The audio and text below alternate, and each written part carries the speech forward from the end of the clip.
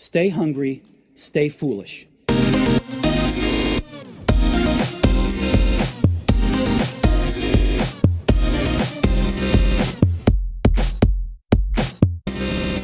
Corporations have changed the world radically in so many areas: medicine, consumer goods, transport, finance, agriculture, entertainment, communications. And they've done so by combining organizational abilities with a unique human capacity to imagine, the ability to see and create things that have never existed. We welcome the author of The Imagination Machine: How to Spark New Ideas and Create Your Company's Future, Martin Reeves. Welcome to the show. Thanks very much, Aidan. Pleased to be here. It's great to have you on the show. And behind me, I have a copy of the book up for grabs. It's beautifully illustrated, rich in imagery and mental models throughout. And I highly recommend you sign up to the innovationshow.io newsletter to be in with a chance to win that book. Martin, let's dive straight into it. The book's journey begins by understanding what this familiar but ill-defined capacity is all about. What is imagination? How does it work? And how can it be put to work? I'd love you to take us through the journey of what imagination is, and then we'll look at the machine element of the title. Imagination is a capacity that we all have, all humans have. Animals don't really have it, except in a very limited form in some cases. It's the ability to imagine things which could be the case, but are not the case. So seeing the world as it is not. And this capacity has a lot to do with corporations because, as you said in your introduction, corporations on long time scales have this miraculous capacity to take things which are intangible ideas, ill-defined ideas, and to convert them into the new boring, things that are not only actualized, but so prevalent that we take them for granted, like all of the inventions of modern life. And but the paradox is that this ability that we all have, we use intuitively. So we have it as individuals, but our corporations, our institutions don't necessarily have it. And the book essentially therefore tries to make explicit what is intuitive to individuals. You know, why? Because we need that capacity for all of the reasons that you gave. So that explains the imagination part of the title. The machine part of the title also has a significance. I'd love you to take us through that. Well, there's a lot of obsession with technology, with algorithms, so we wanted to assert that we wanted to catch attention, and actually the book deals with the topic of catching attention. There are different ways of naming things. So we named the book deliberately, provocatively, The Imagination Machine. Now, those words may not appear to go together, but really they do, because a machine is something which does useful work. And we think that imagination is not this unruly, unbridled force that can't possibly be harnessed. It can be harnessed. So as we strive for our technology machines, let's think about our human machines, our human tools too. And let's think about hybrid machines. Let's think about how to combine the synergies of machine cognition and human cognition. So you could say that the book is a blueprint for building a machine which relies on the technology of imagination, which is a wonderful technology. And I love to touch on some of that. I loved what you said there, because it's like when I was a kid, I used to do the connecting the dots puzzles, and you connect the dots of how an organization can do this. But I wanted to build on something you said there.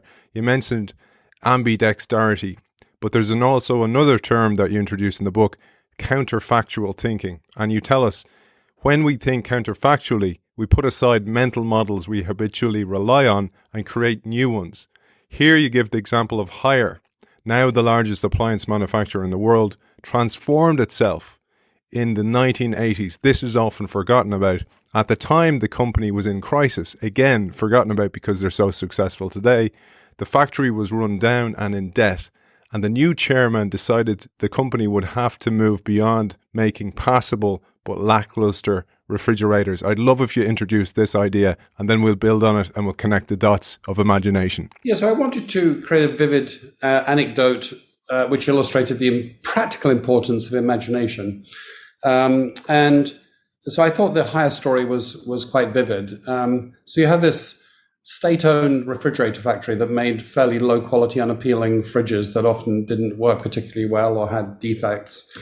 And you had this new chairman Zhang, who's a great thinker and leader, and he takes tens of defective refrigerators from the production line and has them smashed up with a sledgehammer. And if you think about this purely in executional terms or efficiency terms, it might seem to be rather destructive, rather inefficient. It might seem to be quite a crazy act.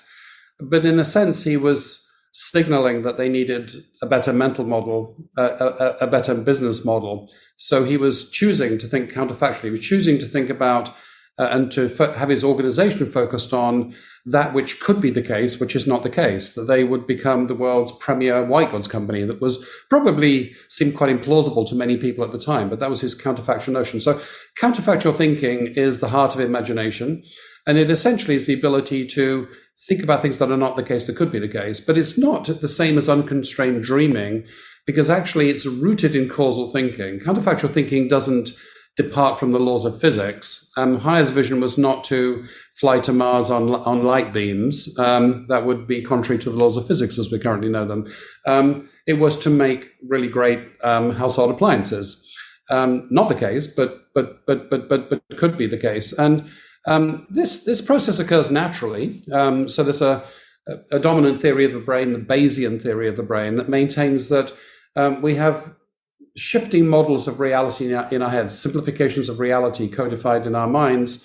And when we see surprises, when we see something that doesn't fit the pattern, then we revise our mental model. So that's a sort of a passive process, an ability we all have. I think one of the big points in our book is that this process can be harnessed and tamed and used deliberately. So you can channel and reinforce the process of counterfactual thinking. Now, this may seem obvious, but many things which seem obvious are not obvious at an institutional level. If you think about the atmosphere, the culture of a large, successful, long-lived corporation, often counterfactual thinking is often shot down using bullets like the word practicality. That's not practical. Show me the evidence. Where's the justification? Where are the financials?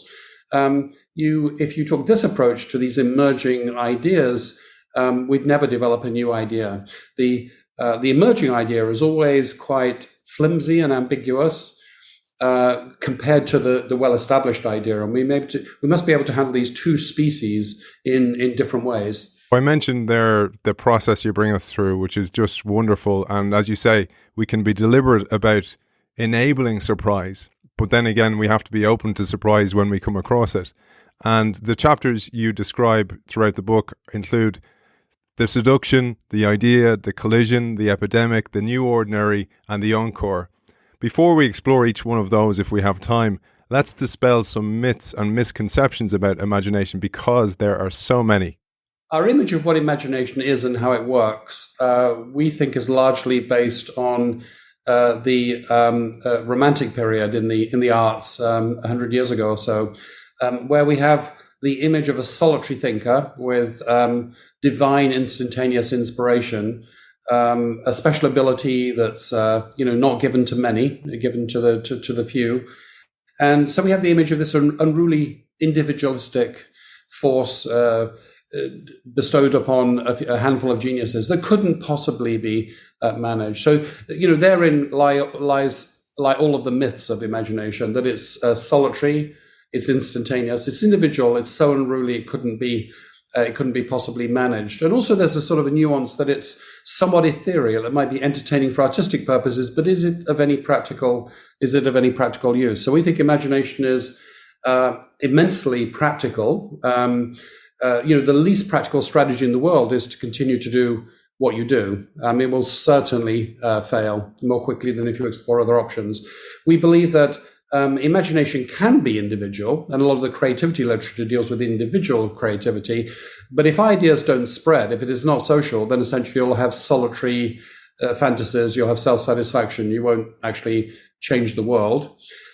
We believe that it is unruly. Of course, we don't know the future. We don't know which of the crazy ideas we have might turn out to be possible.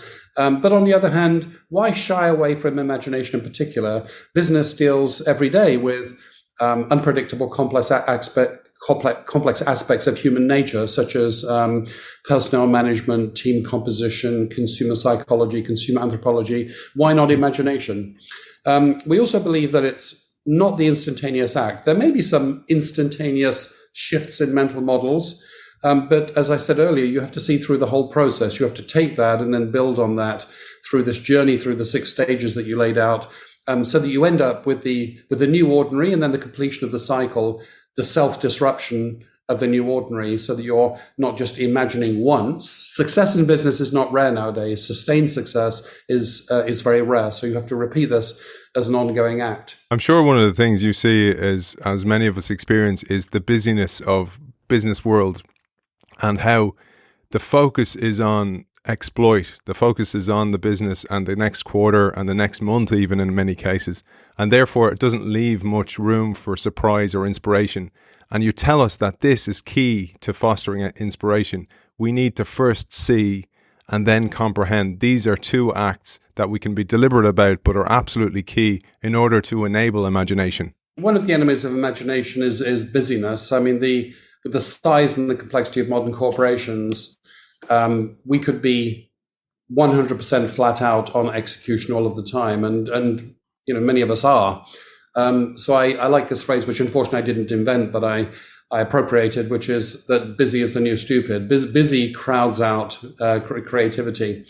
The other 2 things to watch out for, which are corrosive of imagination on a fundamental level. One of them is fear. If you leave this adjustment, the creation of the new mental model, the self-disruption, until it is a necessity, you're actually being disrupted by somebody else, then you're probably in a state of pressure and fear, and you're not going to think very expansively. And the other one is complacency. There's nothing more toxic to future success than past success. If you sit there congratulating yourself on your dominant market share and the quality of your talent and your profitability, then you're essentially celebrating your glorious past, at the expense of the future.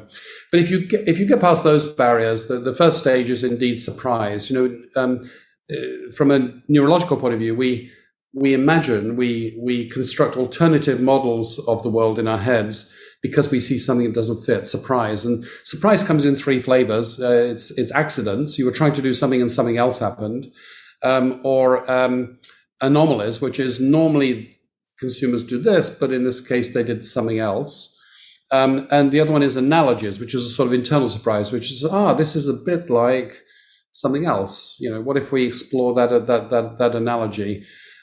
So in order to avail yourself of surprise, I think some very basic things have to be true. The first thing is you have to see the surprise. And an organization is a little bit like a sphere. The ratio of the surface area to the volume decreases the bigger it gets. In other words, corporations by default become more and more internally facing.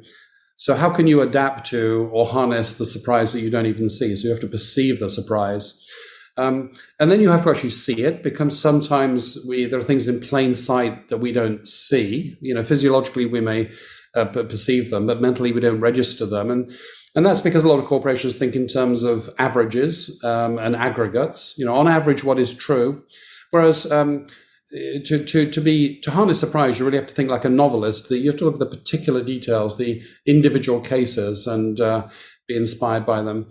So you have to notice, and also you have to care. And, either end of the spectrum of caring can work. Aggravations can work, which is, I find the imperfection of this product irritating, or I identify with the consumer's irritation with the complexity of my insurance contract, or whatever it happens to be.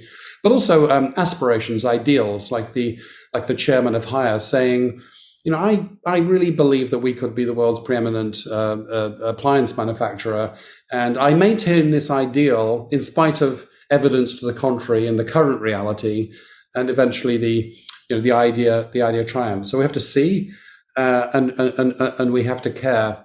And I just read a piece in Harvard Business Review on double clicking on this idea of harnessing anomalies, because anomalies are also strange precedents of the future. A poignant anomaly can be the first sparrow in the spring. It can be the harbinger of the future, the indicator of the emerging new needs. If you wait until something's called a trend, there's an entire industry writing about the well-established trend. For instance,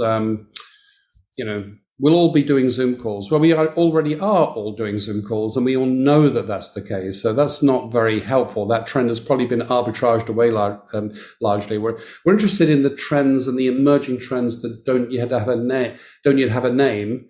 And this is precisely the anomalies I spoke about earlier. One of the ones investigating anomalies that I absolutely loved was the story of on-site technicians and how it impacted sales of diagnostic machines for hospitals in Manhattan. This was a fantastic example. Any company has a mental model of its business, and the problem is that we sometimes mistake them for universal truths or facts. So a medical device company had a mental model. It was quite a reasonable mental model. It was the model that salesmen sold equipment and technicians repaired it. So ideally, you wanted as few technicians as possible because they were fixing things that shouldn't have broken in the first place, and they were additional cost, and you needed maximum sales calls and maximum sales productivity. A very reasonable idea. Salesmen sell. Who could object to that?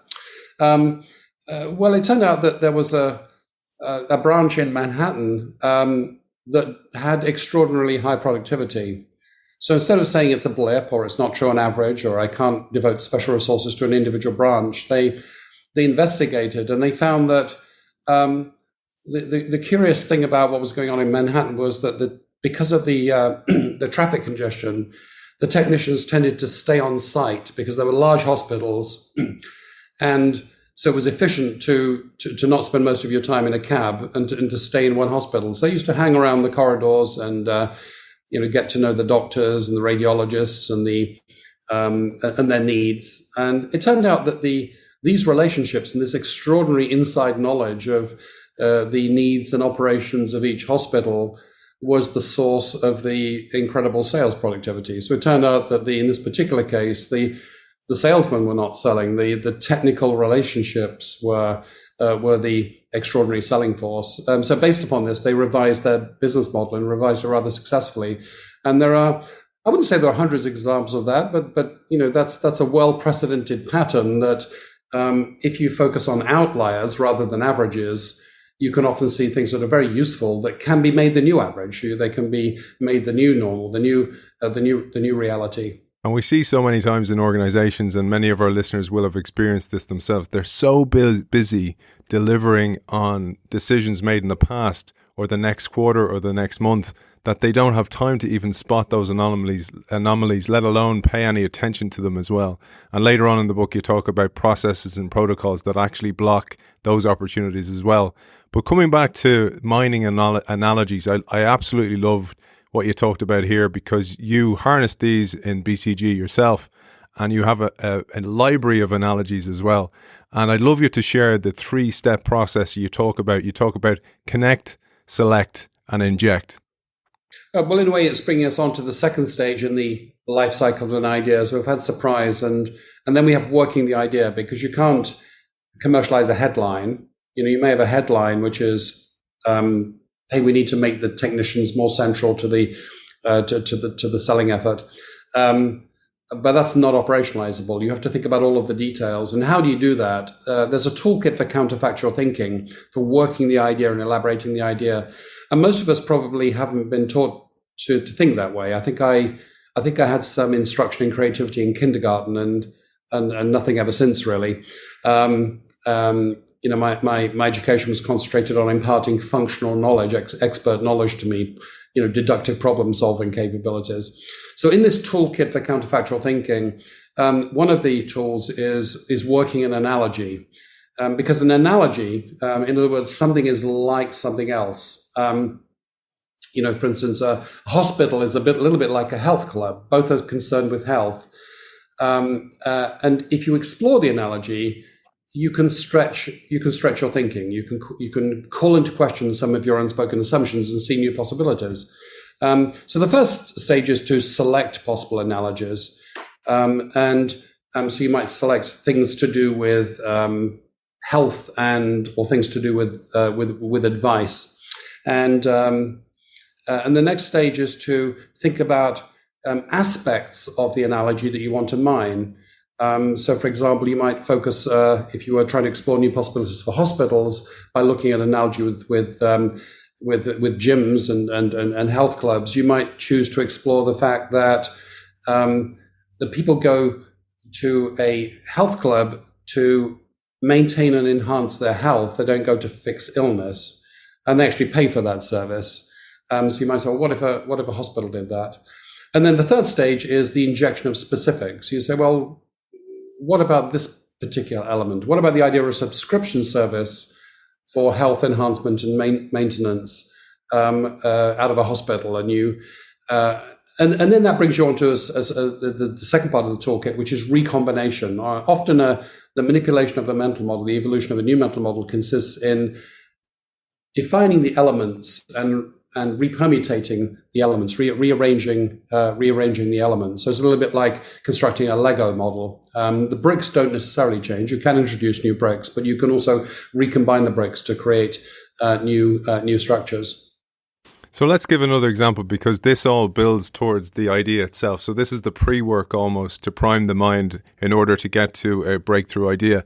And here you tell us about the great story of Charles Merrill, who co-founded Merrill Lynch. He used this process, probably intuitively, in order to get through to a breakthrough model. And you give this as a great example. Yes, well, we wanted to give some examples of things that are going on right now. So we have some, Silicon Valley companies, but we also wanted to give some examples of ideas that were so successful that we now take them for granted. They're like air; we see them everywhere. We just take them for granted. But at the time, this was not the case. So actually, we've created something called the Napkin Gallery online, which people can look at on the imaginationmachine.org. Which contains a lot of resources associated with the book. The Napkin Gallery uses art gallery software to display the first instances, the first real-life representations of new mental models. So it might be a sketch or a prototype, and often we tell stories about inventors noting something down on the back of a napkin, and sometimes they are literally the back of a napkin because the idea occurred while dining. And the interesting thing about this gallery. And we have, the first sketch of Mickey Mouse in there. We have the first sketch of the telephone, the first prototype of the Rubik's Cube. The interesting thing about this gallery is it takes you back to the time when this thing that you now take for granted was a very improbable and seemingly impractical proposition. Because, of course, if you were to innovate today, that's what it would be like. So there's a lot that you can learn about seeing these ideas in the wild, in situ, as it were. So one of the ones I like is Merrill Lynch, because Wall Street used to be an exclusive gentleman's club, and quite a secretive one. There were no standard products. There was no standard pricing tariff. You had to know somebody who knew somebody. You probably wouldn't know that person unless you were from a certain strata of society, and that was the world of finance. So Merrill had this idea. Charles Merrill founded Merrill Lynch, but then actually later in his life, he went off to be a director of Safeway's, the supermarket chain. The company got into trouble at some point, actually during the Great Depression, and they bought him back. And he and his partner basically rethought the model of Wall Street. And because of his experience in retailing, he used the analogy of mass retailing that also, of course, grew during the Depression. And so he basically said, why shouldn't our products be available to every person? Why shouldn't the entire populace be financially literate? Why shouldn't they trust us? There was a great deal of suspicion towards the obscurity of finance at the time. Why shouldn't they trust us? Why shouldn't we have a standard pricing tariff? Why shouldn't our products be affordable? Why shouldn't they be well understood? And so he mined this analogy. But the important point here is it wasn't just an instantaneous thought. It wasn't a one-liner. He spent a whole year sketching and discussing in great detail. He had, marathon conversations, and we were lucky in researching the book to have access to one of his descendants who has all of the notes from the time. Wow. So all of the writings and the sketches. And there was a phenomenal amount of work getting all the details right. And we now take this for granted, that this is the way that a brokerage works. But at the time, it was not at all the way the brokerage worked. It was a revolution. It was a turning point in the evolution of Wall Street. I love this because it shows the origin that imagination drove these businesses in the first place. But then we forget about imagination in the business once it's established. It's always a difficulty. And one of the excuses many people use are constraints like regulation, for example. But you talk about in the book solving for a constraint. You tell us here, in the art of rethinking, addressing constraints can be as valuable as expanding scope and scale. In both cases, you must evolve your counterfactual thinking to adjust a model so that it expands into new areas, or to adjust a model so it might work despite an obstacle. This is absolutely essential to imagination and developing new mental models, and ultimately to reinventing. Constraints are another powerful tool in the toolkit of counterfactual thinking. By imposing a constraint, you often force thinking. So we give the example of Hindustan Lever, Unilever, essentially in India, in the book, where Hindustan Lever was a very successful company, a very admired company, very innovative, very high performance. But the truth is, around 2008, they had their performance had stagnated. They'd lost some of their mojo, and the CEO of the subsidiary at the time, Nitin Paranjpe, is now the COO of Unilever overall. Told us that one of the things he did to escape this stagnation was to adopt an unreasonable goal. So the goal was to double distribution coverage. And there were two massive problems associated with this goal. One of them was that they were already the highest retail coverage consumer company in India. So why double it? Was it even possible? It seemed like an absurdly ambitious goal. And the second one was that you could show with some simple calculations that if by some miracle you achieved this goal, you would lose money because it was simply not economic to distribute to the smallest outlets in the most remote locations, in the smallest villages in rural India. And nevertheless, he persisted in enforcing this goal, and they actually achieved it. And his reflection is that it forced new thinking. Had they adopted a more moderate goal, they would have probably tried very hard, achieved it, but with the same thinking. So it forced a breakthrough. And the particular breakthrough it forced was the idea that, why should the company distribute only its own products? Maybe there could be synergies in distributing the products of other companies to make capillary distribution economic. So you can see that a constraint or an unreasonable goal actually aids the process. By making the problem more difficult, it forces you, in a sense, to think new thoughts. But you can actually do the opposite, interestingly. You can remove a constraint. For example, we talk about the company Churro in the book. Churro is a peer-to-peer car lending company. So it's private cars that can be rented by private individuals, often luxury cars. So you can drive a Lamborghini for an hour or something. And the constraint was insurance. That insurance contract for that particular car with that particular owner with that particular driver, for 1 hour, for 2 hours, that's a very hard contract to write. That was a huge constraint. And so two ways of thinking about that. One of them is, well, what if we could solve the constraint? What would the model look like if we could solve the constraint? Is it worth putting effort into solving the constraint? And then the other one is you're thinking creatively about how to solve the constraint. So imposing and removing constraints can both be useful in evolving a mental model. One of the things there about Unilever, I absolutely love that story. But one of the things that all our listeners working in corporate engines can actually take part in is the leader asked everybody to get out and meet their customers. I thought that was really interesting. And for example, one of the amazing insights that came back from that, from getting out of the building, was that, for example, if you change your packaging to be more sustainable and actually go, well, we'll put 12 rolls in instead of 9, for example, that actually created a problem for the customers because they couldn't sell that many, so they couldn't afford to have that much in stock at the same time. I thought that was really interesting and really applicable for many of our listeners. It goes back to stage one in a sense, exposing yourself to surprise. So indeed, Nitin Paranjpe, the CEO, he saw that the stagnation can only be solved by looking at the world with fresh eyes. And the trouble is, they were historically successful company. They thought they knew. They didn't have enough questions. So he sent every person in the company, and literally everybody, the caretakers, the receptionists, everybody, out into the field to ask 5 questions. And one of the questions, question number 3, is, what surprises you? What surprised you about our products and how they're used and what our customers think about them? And they went from having not enough questions to having hundreds of questions, which resulted in some of which resulted in the turnaround of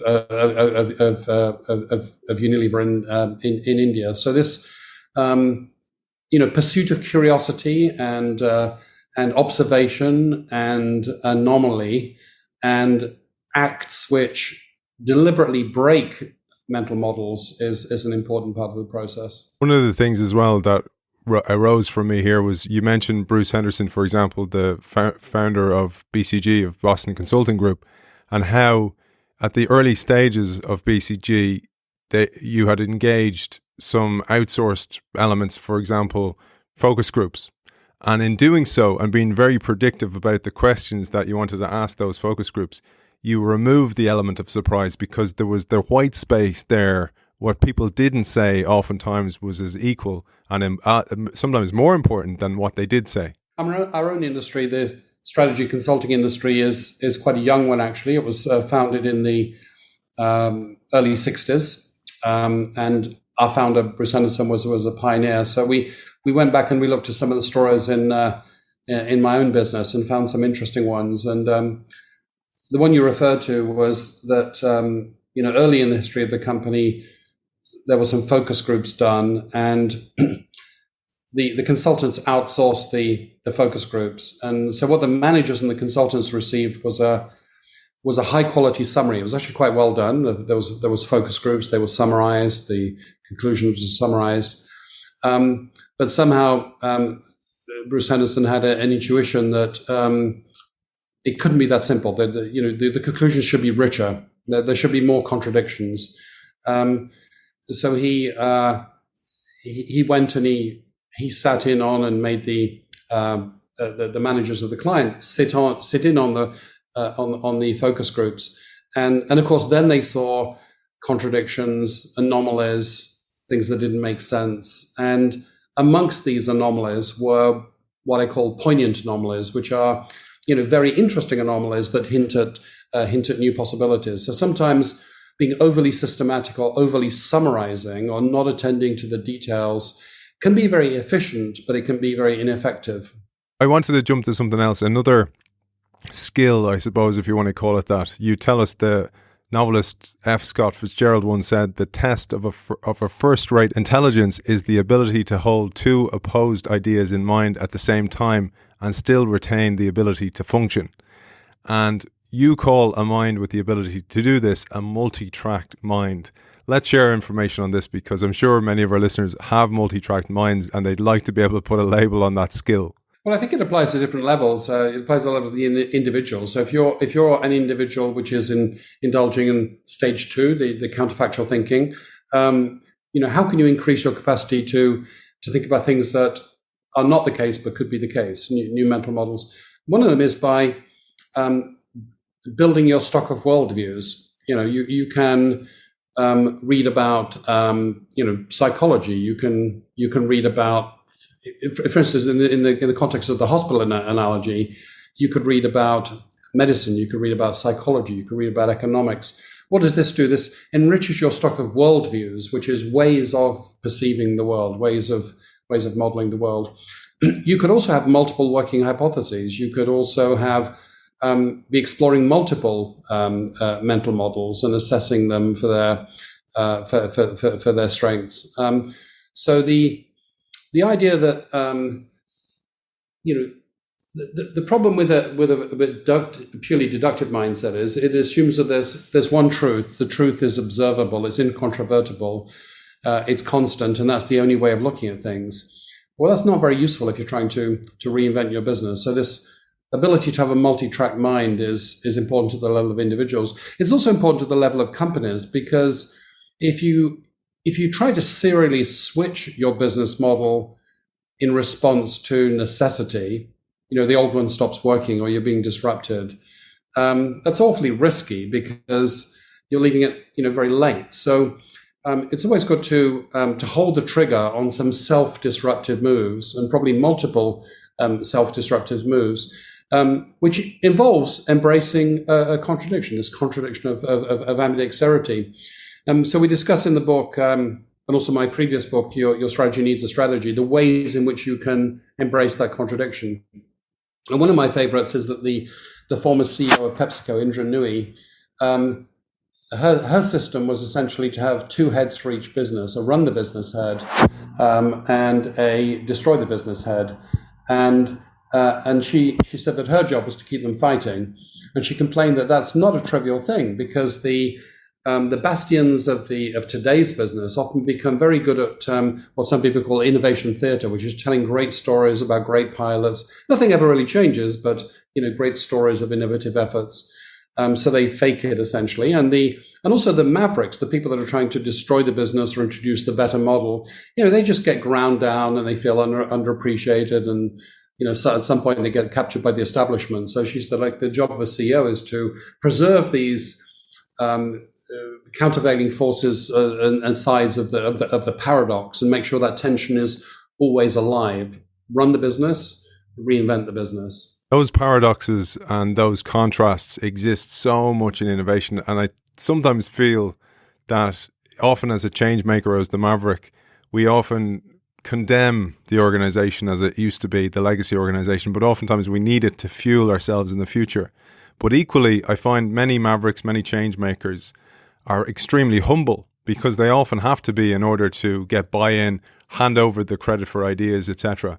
But another contrast, or another paradox that you talk about in the book, is the balance between arrogance and humility, or ego and humility. And ego comes with a bad rap, but sometimes we need it. And you tell us balancing ego and humility involves holding both principles in mind, letting one temper the other so that neither becomes extreme, and letting yourself be led by one and then the other at one moment, having the ego to push forward a thought, at another, the humility to listen generously to a critic. I loved how you phrased this, and this principle is extremely important. I think it is, it's more like active schizophrenia than taking a middle ground position, because, you do need a proposer, you do need an entrepreneur hero that proposes against all odds the new way of looking at things, the new way of doing things. And that requires active championship. You need somebody that really believes and proposes, and also is skilled at, selling a narrative, selling a heroic narrative, not just the facts about what the widget can do. Often in the early stages, the new widget is not as good as the old widget. It's not perfected. There's the story of, Steve Jobs standing on stage with the first iPhone, and it didn't work very well. They rehearsed and they rehearsed, but they were afraid it wasn't actually going to work on stage. Of course, he had absolute confidence that eventually it would work, but in the early stages, it doesn't necessarily. So you need this confidence, this passion, this arrogance, this self-belief. Otherwise, you don't get anywhere. And I'll tell another story about that in a second. But at the same time, you need humbleness, because if other people don't deeply listen to that, it's easily dismissible. So you need a culture of listening. And also, as I referred to earlier, success is toxic. There has to be a hunger.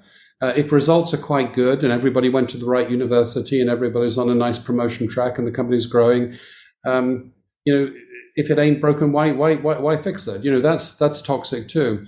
So you really need alternation. In many senses of the word, you need alternation between proposal and listening, and skepticism and reproposal and listening, and you need alternation in that sense. You also need, and this is stage 4 of the idea. So we had in the life cycle of ideas. So we had the surprise, we had working the idea, we had the collision, which is when you test new prototypes. But you don't test them just for validity. You test them in order to generate more surprises. You're instructed by reality, how reality responds to your innovation, how to further evolve your idea. But stage 4 is when ideas become social. It's the stage that we call the epidemic, which is how do you make ideas spread? And ideas spread through heroic stories. They don't spread through facts. They spread through compelling stories. They also evolve as they spread because they pass through cognitively complementary minds. The visionary might pass an idea onto the onto the engineer that works out the details, and they may pass the idea onto the applications engineer that figures out how do you use these things, and they may pass the idea onto the systems thinker that says, this is the human and organization and system that could actually industrialize that idea. So, I think alternating, complementarity of different ways of looking at things, cognitive diversity, and this alternation between confidence and humbleness is essential in the process. And that's a cultural trait that can be greatly influenced by leaders. You used the story of Lego here to contextualize this image, this mental model in our heads of the collision. It's a fascinating story, and it gives a great example of bringing the collision to life. Lego is a very interesting company. Not surprisingly, we see it as a very imaginative company because Lego comes from a Danish word, leg godt, which means to play well. Essentially, they are in the business of stimulating children's imaginations with their products. But serious play, learning through play, is actually their mantra managerially too. So every year, the chairman, who spent a lot of time with us discussing how imagination works in a company. Every year, the chairman stands up and thanks people for doing things that they were not asked to do, and it's very deliberate because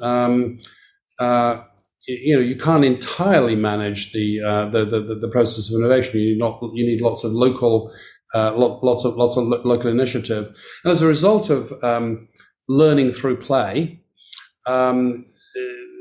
Lego's business model constantly evolves. They try things, and some things work, and some things don't work, and they're constantly learning from the collision between the idea and reality. So going back to the very beginning, they were a carpentry company. They built wooden houses and churches, and there was an economic slump, and so business didn't do very well. So they started to make wooden toys, a variety of wooden toys. It's a wonderful museum of the entire history of Lego in Billund that I visited, and looked at the evolution of their products. And then they focused on bricks, wooden bricks. And then the owner of the time was exposed to the new plastic injection molding technology. So he spent an entire year's profits on investing in the idea of building plastic bricks. Now, plastic bricks was a very improbable choice, actually, because a UK company, Better Build, had sort of failed with the idea of plastic bricks. Their bricks fell apart easily if you stack them up, and it wasn't a very good product. And early in the history of Lego approached Better Build and said, would we be infringing your IP if we built plastic bricks? And they basically said, welcome. We couldn't do anything with it. Have it. Go for it. There's nothing in it. Didn't work. Right, exactly. And then they came up with the idea of the stud and the clutch system, whereby the bricks held together, so you could build big models. And then the next revolution was really an idea. It was the owner encountered somebody that said, the trouble with the toys business is it's a bit of this and then one of those and then one of those. It's all one-offs. Why is there no system? In any business, there should be a system. So the owner designed a system of play, and that's where you get to the idea of not just plastic bricks, but a collection of plastic bricks that can be used to create an infinite number of of creations, a reusable system. And along with the system, you have to, of course, have the building instructions, which are understandable by a small child that can't read, and might also be attractive to a physics professor that wants to build a huge, complicated model of a Star Wars ship or something. So systems of play, and then characters were invented. The Lego men and women. That was a revolution to make it more personal, and then that led to theme parks and films. So it was a constant series of experiments, and it was the humbleness to say, let us try new things, and let reality teach us which of those new things we should be progressing. Such a fascinating story, and you do a great job of telling it. You build on that and talk about Walt Disney as well, and how they evolved this system for the organization.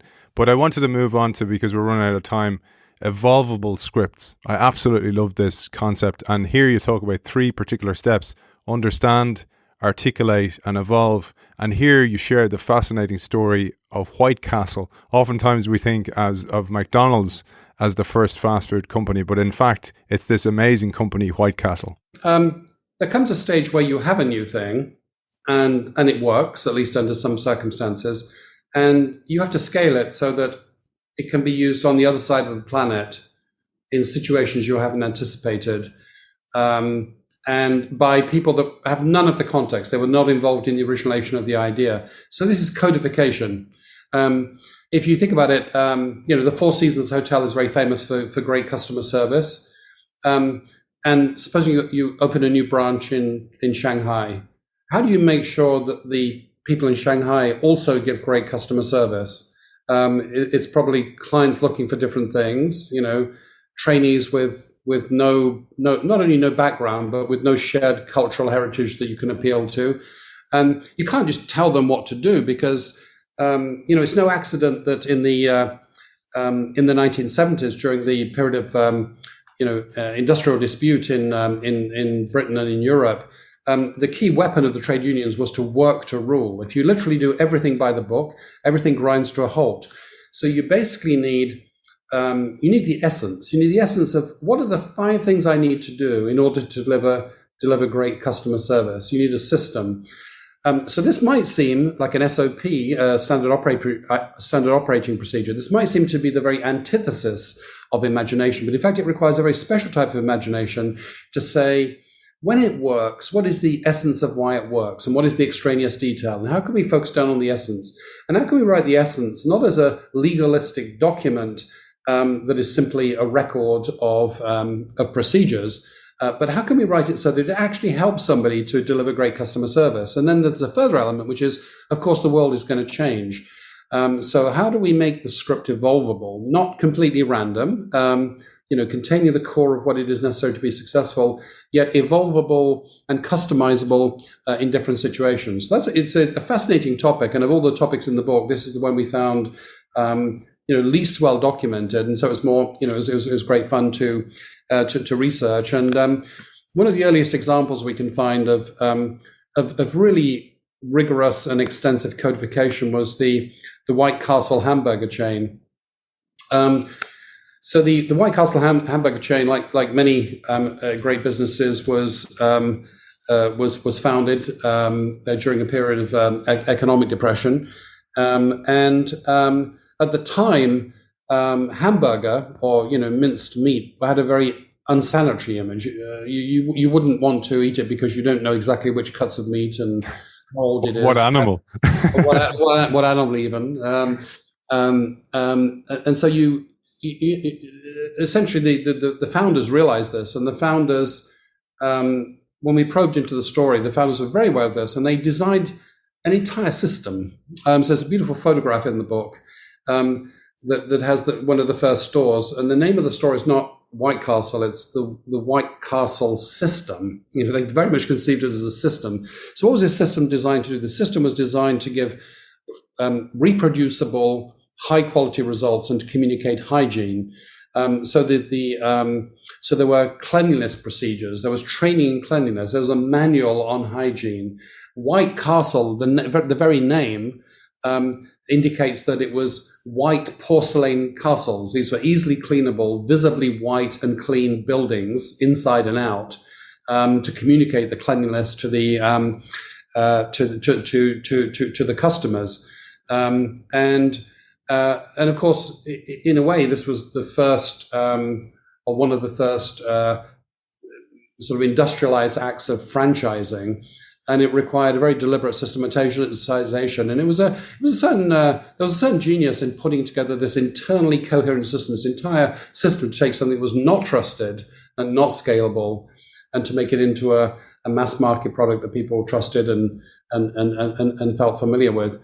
And to do this, they actually had their own construction companies and cleaning companies and paper utensil companies. They had also an entire industrial system wrapped around this this franchising system. So many great lessons, I think, on the art of codification. And I love this whole idea of putting order on the chaos that emerges as imagination, and then you can put codification, you can put procedures on it and protocols. They're often seen as negative things, but you need them to put order on the chaos. Martin, I just want to remind our audience, I have a copy up for grabs of this brilliant book, beautifully illustrated, fantastically laid out.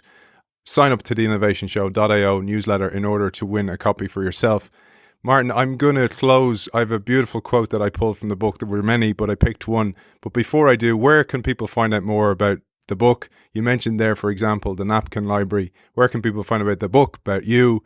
And as I'm giving my final quote, then I'd love you to be thinking about your final message for those change makers who listen to the show, for those CEOs who are looking to make change in their organizations. But first, where can people find you? The one place you can go to find everything we've been talking about is theimaginationmachine.org, where you'll find where to click to order the book if that's what you want to do. You'll find some articles that discuss different aspects of the book. For instance, the anomalies article. You'll find the napkin gallery, this art gallery of these beautiful images fresh out of the brains of the entrepreneurs that changed the world using corporations, and you're able to look at these beautiful artifacts and think, what was that like at the time? And you can ask yourself the question, what are napkins, and do we have any? And if we had this napkin, this ugly napkin of the first drawing of the telephone, what would we do with it? Would we throw it in the bin? Would we treasure it? It's very thought-provoking. And also, you'll find a new series of videos which are interviews with leaders. Some of the people that we spoke to in the book, we've captured them on video talking about what is imagination and why is corporate imagination important. We'll be adding to that collection. We'll be adding gallery talks. We'll be inviting some of the living authors. We have some historical examples, but some of the living architects and authors of some of those exhibits in the gallery to come and talk about their exhibit. For instance, we're going to invite the person that invented the now ubiquitous like button on social media, about how that came about. This tiny little sort of icon that changed the game of social media. We'll be talking about the origin of that innovation. So that's the place to go, theimaginationmachine.org. The quote I loved: "At the heart of the corporation is a mental operating system that holds everything together, a script that can be articulated in rules and processes and strategy, but that is run on people's brains. Writing and enacting such a script is how we reshape reality. When a script is running, it creates an institution, a corporation that orchestrates large amounts of resources and makes new mental models and actions familiar. So eventually, they become the fabric of a new reality." I absolutely loved how you said that, pulled that quote out, and I was like, that's how I'm going to end today's show. Martin, what about you? What's your message for those mavericks and those change makers listening to the show? Probably couldn't beat that quote. I wish I'd have said it. You wrote it, man. You wrote it. But so let me give it just an addendum to that quote, which is, the core thesis of the book is we need this capability more than ever in order to sustain our competitiveness, in order to retain our utility as humans, as the routine task of management overtaken by AI, and also we don't talk about this very much in the book. We talk about it elsewhere, but also I think that business as a whole has gotten a little bit overly financialized and mechanical, and There's talk in the post-COVID recovery that many employees may not want to come back to work. They'll be looking at the employee value proposition, the human value proposition of companies. So to embrace the full set of human attributes, including imagination, is probably a task that the corporations need to embrace to attract the talent that they will need in increasingly stringent demographics. So that's number one. We really need it. So take the mental and creative side of strategy very seriously. And then the very good news, if you subscribe to my religion, is that it can be harnessed at least as much as any other unpredictable aspect of human affairs. So this is the first attempt to create a handbook of soup to nuts on taking ideas to new realities. Author of The Imagination Machine, How to Spark New Ideas and Create Your Company's Future, Martin Reeves, thank you for joining us. Thank you so much, Aidan.